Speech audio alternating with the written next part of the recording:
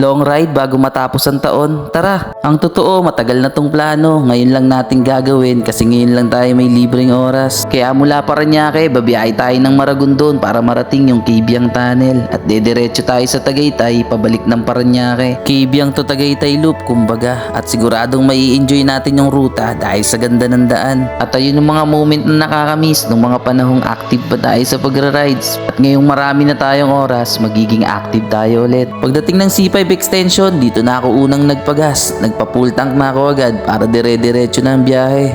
Unang full tank natin, 250. At dahil Christmas naman, tip na yung 50 pesos kay kuya. Tuwan-tuwa kasi may pambili na daw siyang pandesal. Paglabas ng C5 extension, kakana na tayo dito sa Gen Evangelista Road dito sa may Bacoor. Kung saan, dire-diretso lang ang daan hanggang sa makarating ka na sa Tirona Highway. Na kapag kumaliwa ka, Paimos Cavite naman. Na ang kasunod na bayan naman ay General Trias. At kapag may nakita ka ng tulay na bakal, sinyalis na nasa tansa ka na at tama ka ng rutang binabaybay. Tuloy lang sa pag-abante dahil ang sunod na bayan, Naik na, kung saan sinyalis na malapit-lapit ka na. Gumaganda na ang daan at sumasarap na yung simoy ng hangin.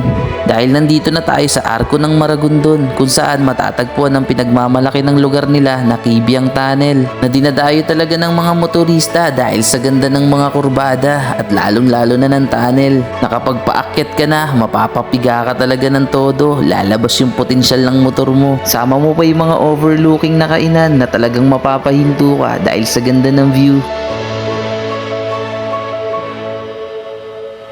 Samahan pa ng quality at masarap na pagkain, talagang babalik-balikan. At bago umalis, nagdikit na rin ako ng sticker dito sa wall nila. Palatandaan na nanggaling na rin tayo rito. Dahil masarap ang pagkain, approve sa atin yan. Bago tuluyang umakyat ng Kibiang Tunnel, dadaanan muna tong Puerto Azur na hindi pwedeng di ka kukuha ng litrato. Pang my day ba?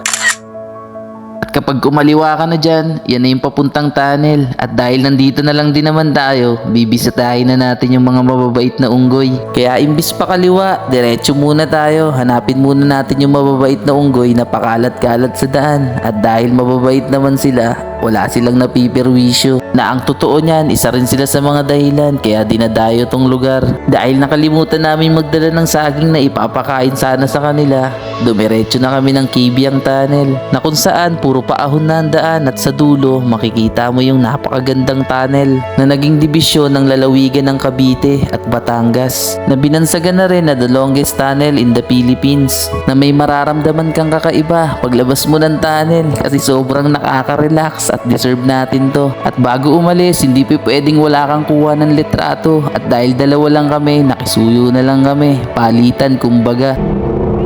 Paglagpas mo sa tunnel, sasalubong na sa iyo yung magagandang dagat ng Batangas, lalong-lalo na yung Pico de Loro. Nakapagdating naman sa daan, wala ka rin masasabi. Grabe, sobrang ganda at halos kami lang din yung dumadaan na talagang mapapahinto ka dahil sa ganda ng lugar at pagpapakuha ka ng litrato. Hanggang sa marating na namin ang Nasugbu Tagaytay Road na halos ayaw maubos ng daan dahil napakahabang diretso na talagang aabutin ka ng pangangawit ng puwet dahil sa sobrang haba nito. Hanggang sa marating na namin yung Twin Lake na kung saan isa rin sa mga dinadayong tourist spot dahil sa sobrang ganda ng view na talagang mapapahinto ka bigla dahil sa ganda ng view. Parang painting. Ganda, no? Ay, may ano na, pwede na bumaba. Kaso may gwardiya.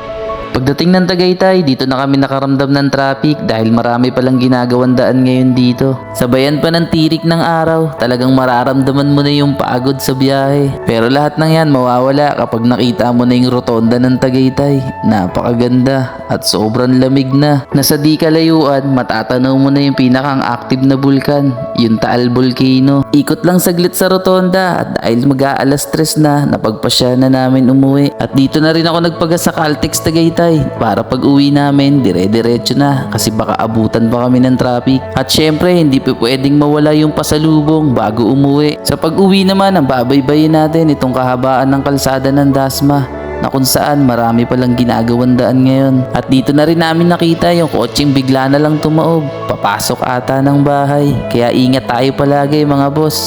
At habang papalapit na tayo sa Parañaque, sobrang sarap sa pakiramdam at masasabi kong mission success tayo ngayon. At ang susunod na biyahe naman mga bossing, Bataan Loop sa December 30 na agad.